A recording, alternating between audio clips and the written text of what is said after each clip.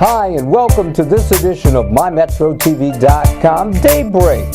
I'm Frederick Knight. Thank you for joining us this morning. Got a great show on tap for you. Coming up this morning, we're going to take a look at the Occupy Wall Street movement and the impact it's having on the Metro. Also on the way, we're going to take a look at how you can maximize your benefits package. With October traditionally being the month that a lot of companies review employee benefits, hopefully we can add a little bit of an edge to your package. Also coming up, my conversation with Wallace Cunningham of AARP.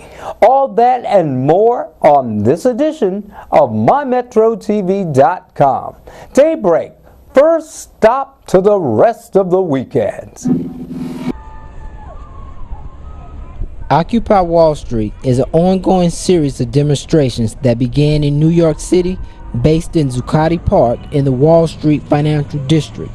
Demonstrations have been held in 70 cities and over 600 communities in the U.S., including an estimated 100,000 people who joined the movement this past Saturday. The participant slogan, "We are the 99%, refers to the difference in wealth between the top 1% and other citizens of the United States.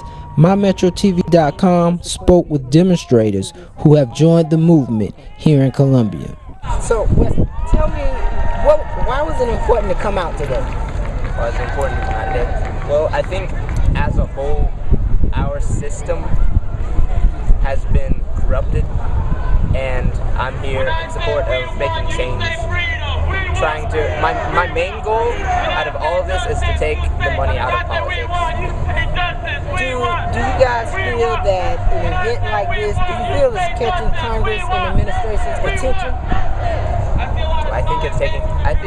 I think it's hard to ignore a large amount of people gathered on the steps of the State House and having an occupation where we stay for an extended period of time.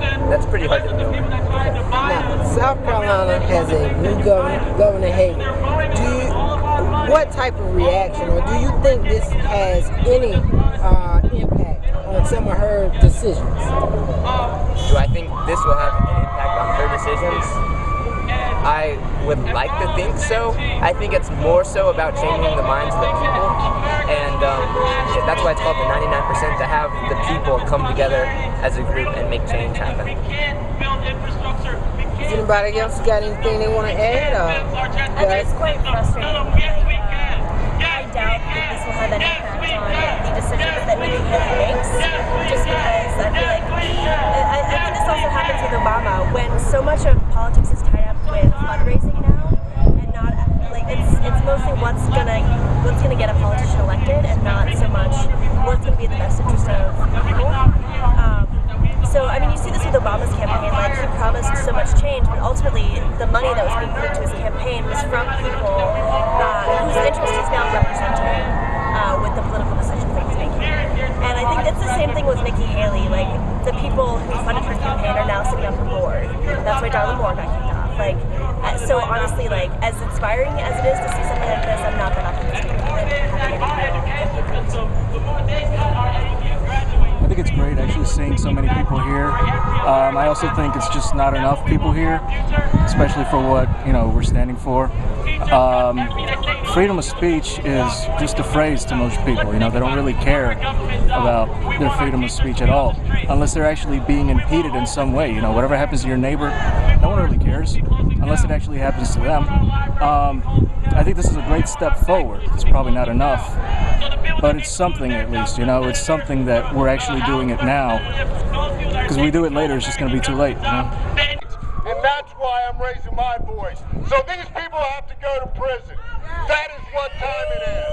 They have to go to prison.